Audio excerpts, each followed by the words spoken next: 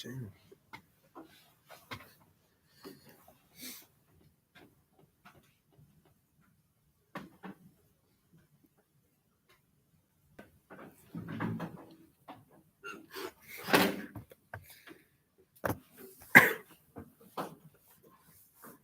Did you look like fool?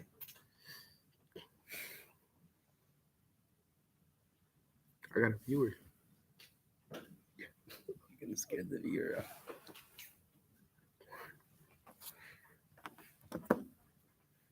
You scared him off. You scared the viewer. Yeah, he's gone.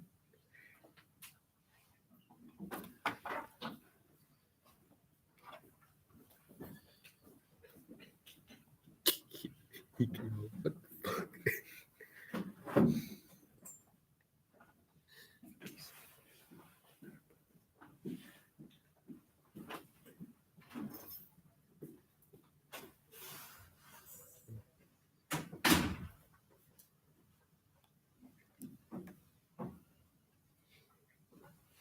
I have 0 viewers.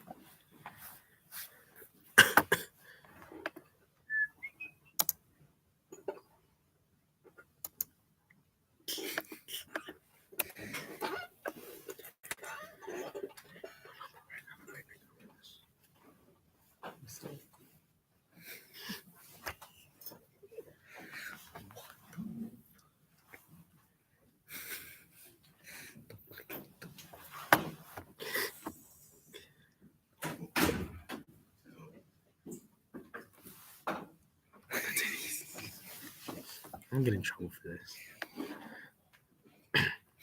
You're gonna like, why did you go to this website? I look so spread. Cat ways. Why?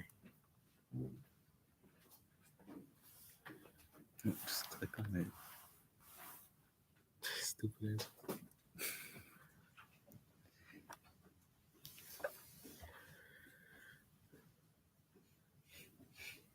Watching that stream. Now we watching this stream.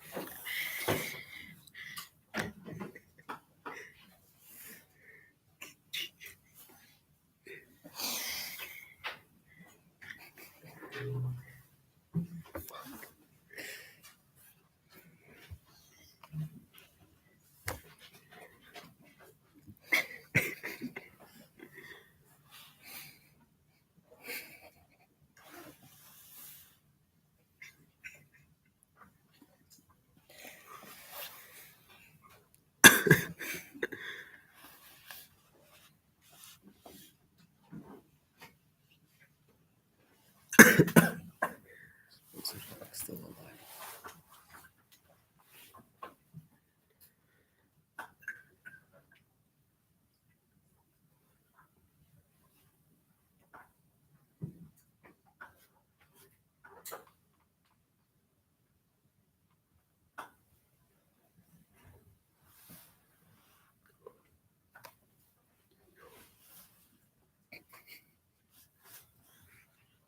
Have a copy.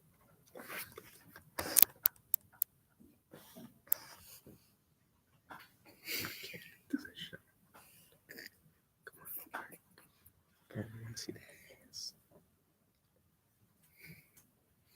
Wait, don't want you to do that.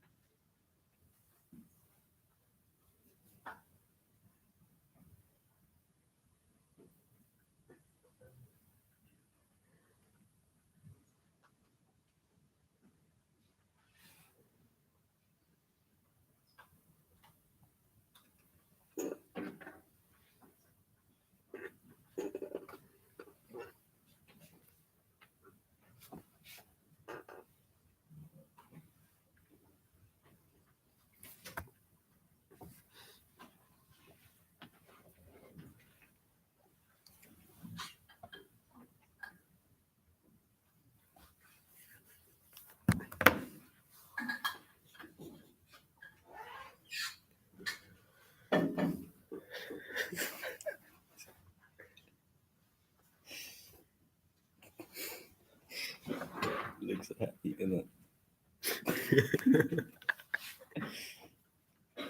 Ya, you gotta charge it.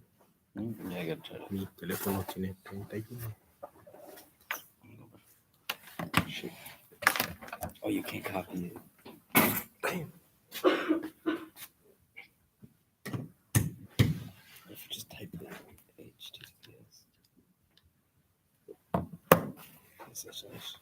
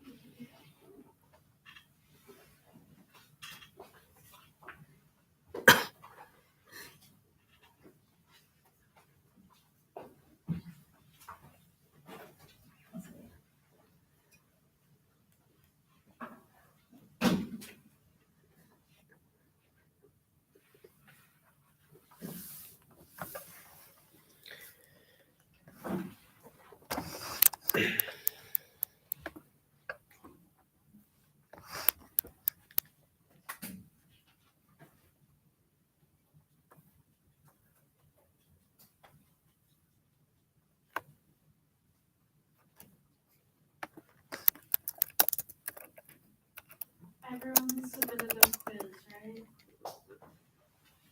Yeah. I spelled you. How do you do? Bad. Our average was at 80%. We got a lot of 9s and 10s out of 10.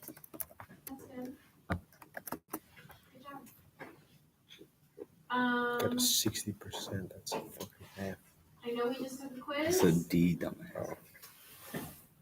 But we are Not horrible. moving on to our Unit 3 notes for the rest of the class today. Okay? This is our last set of notes for the semester. Can you handle that? It's also very important that we get through all of these today because I will not be here tomorrow. I have a meeting during 9th period, so you'll have a sub. So you'll just be spending tomorrow, like, studying, okay? Studying for the final. So we really need to get through these notes today. Are we ready to start? Yes? If you didn't do well on that quiz, and then when we do notes, you're sitting there on your phone. Hello? That's why, okay? So let's be paying attention, because this is on the final, okay? Are we ready? All right, the Cold War. So Unit 3 has 3 conflicts that we heard about. World War I, World War II, and the Cold War. Okay, so we are moving on today to the third one. This is from 1947 to 1991. It was the U.S. versus the USSR. Another name for the USSR is just Soviet Union. Okay, so U.S. is going to be capitalist and democratic, and the Soviet Union is communist and a dictatorship. So the Cold War, the whole thing is about just these differences, like our political differences. It's very different from the world wars because there is no physical fighting between the two. So it's not like we were shipping our troops over to the USSR to like fight in the trenches. That was not happening in this war. It was mostly a war of like threats, like threatening each other that we're gonna bomb each other, and that's it. Okay? The only war the only fighting that was ever happening was called proxy wars. So that's when the US and USSR each give money and weapons to smaller countries. So like the US gives weapons to smaller countries, the USSR gives weapons to other smaller countries, and then those small countries fight each other. Does that make sense? So the actual people providing the money and weapons, the US and USSR, are not doing any of the fighting. Their military is not being used. It's these smaller countries that they're using like pawns to fight each other. Does that make sense? Yeah. Cold War competition, because it's all about threats, it's all about competition. One of the competitions that was happening was the space race. It's exactly what it sounds like. It's basically just like a race between the two countries to see who can get to space first, who can make these scientific advancements first. So Sputnik is right here. This is a satellite. It's basically like a hunk of metal that they shot up into space and it like orbits the Earth and collects data about space for us. So this is a really big deal for the Soviet Union because they did it first. They were the first ones to do it. So we came back at them a few years later with the moon landing. We were the first ones to walk on the moon. And so that was kind of us trying to like one up them. These are only two examples of achievements. There were a bunch of others. Like they sent a monkey into space and then we sent something like, it was like we just kept trying to one up each other, okay? Other race going on was the nuclear arms race. So remember we saw what nuclear bombs can do with Japan? So each country just kept stockpiling all of these nuclear arms. They just kept like building them and keeping them. They weren't actually using them. They weren't like shooting them off. They were just holding on to them and saying to the other country, well, I have this many. Well, now I have this many. Well, I have this many. So they were just going back and forth between each other. So what kinds of drills do we do in school in 2022?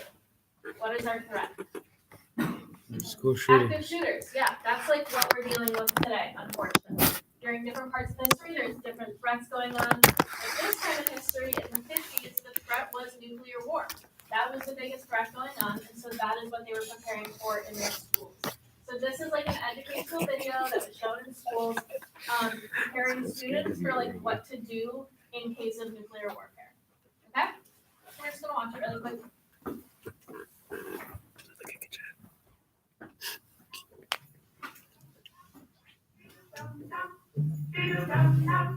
There was a turtle by the name of Bert, and Bert the turtle was very alert.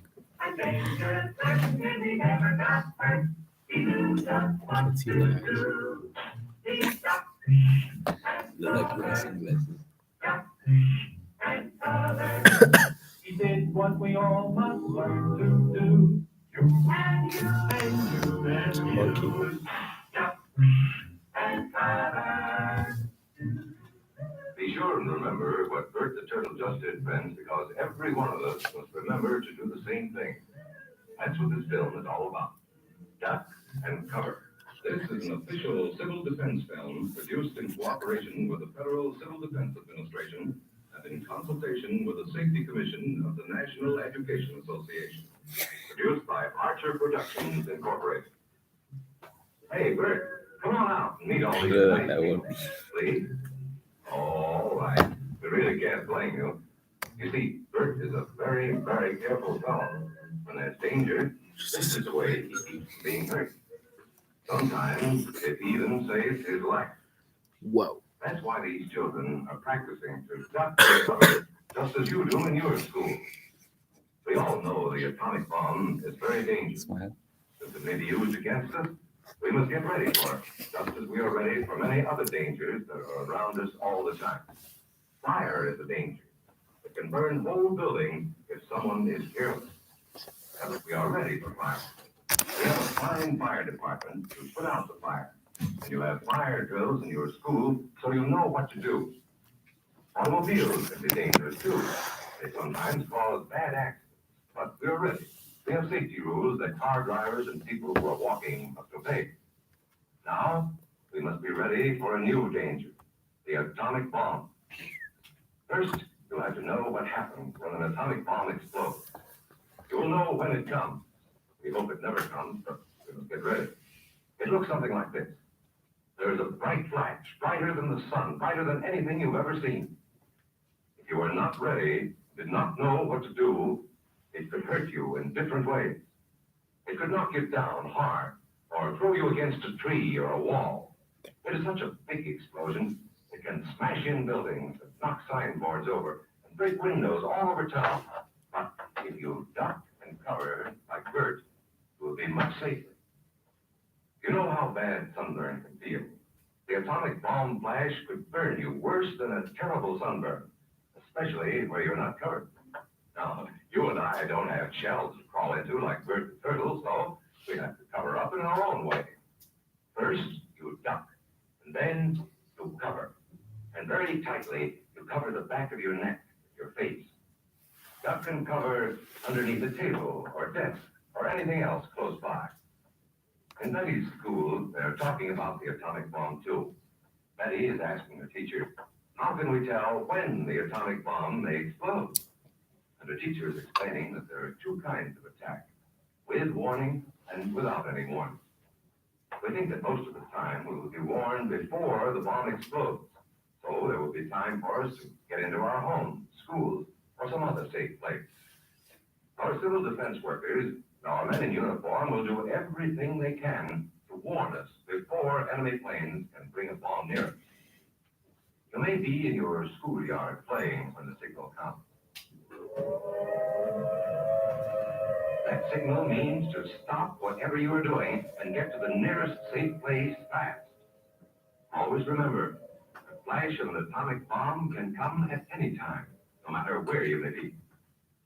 You might be out playing at home when the warning comes. Then be sure to get into the house fast, where your parents have picked a safe place for you to go. It's like You are that's not not close to home when you hear the warning. the boat. Go to the nearest safe cover.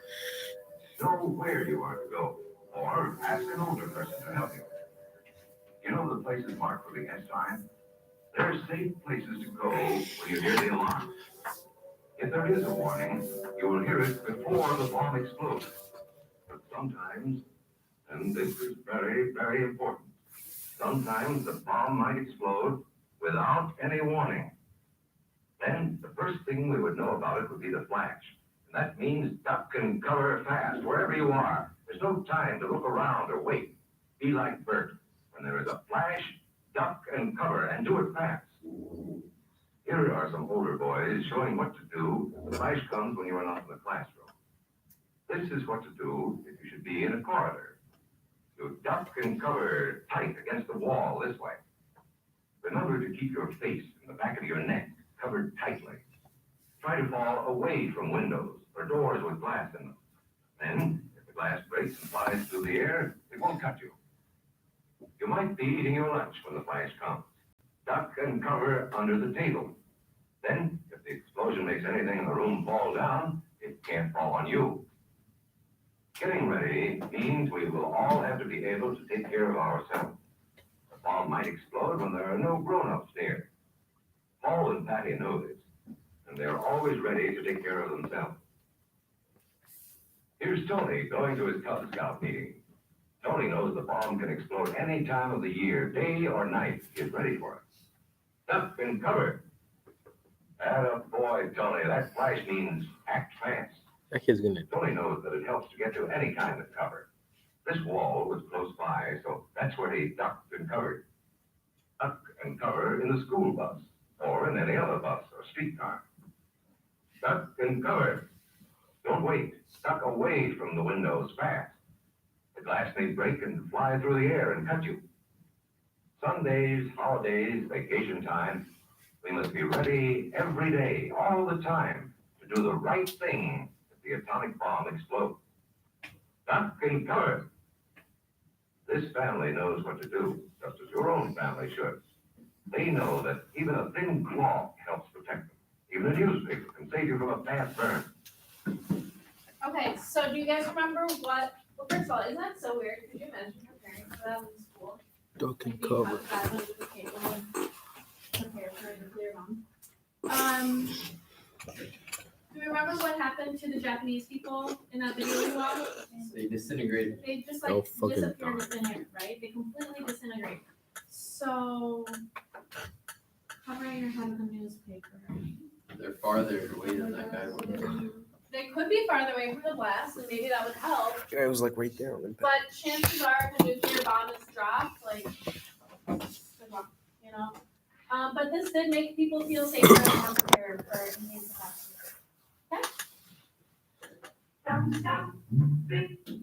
All right. Couple terms, ready? Iron Curtain. This is that black line down the middle of the map separating the blue and the red. The blue